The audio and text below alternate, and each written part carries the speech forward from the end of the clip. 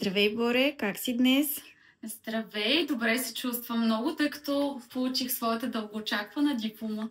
Как се чувстваш вече завършила с няколко месеца опит и стаж в козметиката?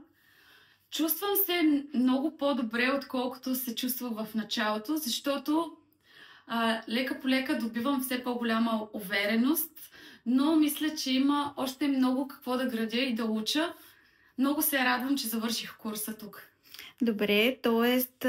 веднага отговаряш и на следващия ми въпрос, че курса дали покри очакванията, които ти имаше към него? Със сигурност ги е покрил. Имам наблюдения и от други места и други колеги.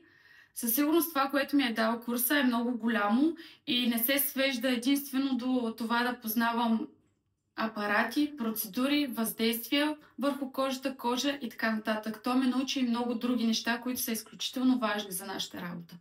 Супер! А спомняш ли си коя беше първата процедура, която извърши след като завърши курс козметика? Да, мисля, че беше кола маска. Вълнението беше огромно и притеснението. Но се справи, нали? Без проблем. Да. Добре, а кое е най-ценното, което научи тук и всъщност как го използва вече в процес на работа? Много са ценните неща, които научих тук.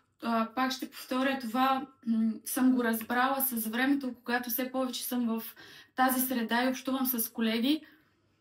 Едно от нещата, които научих и е много важно, самото отношение към клиента, самото представяне на това, което мислим да правим и това как можем да изведем кожата в едно много по-добро състояние, ако правим процедура за лице.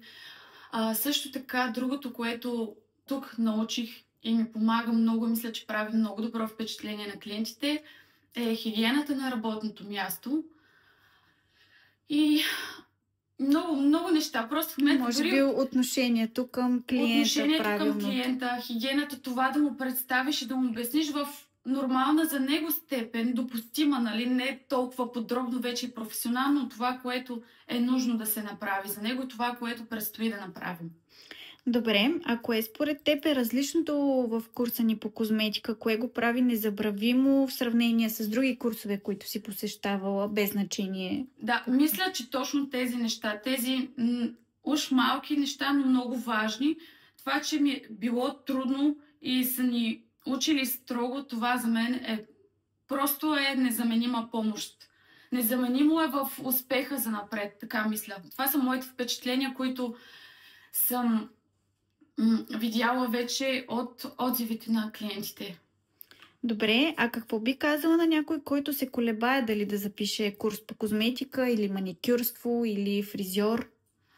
Честно казано, бих препоръчала място, защото аз съм много доволна. Първо.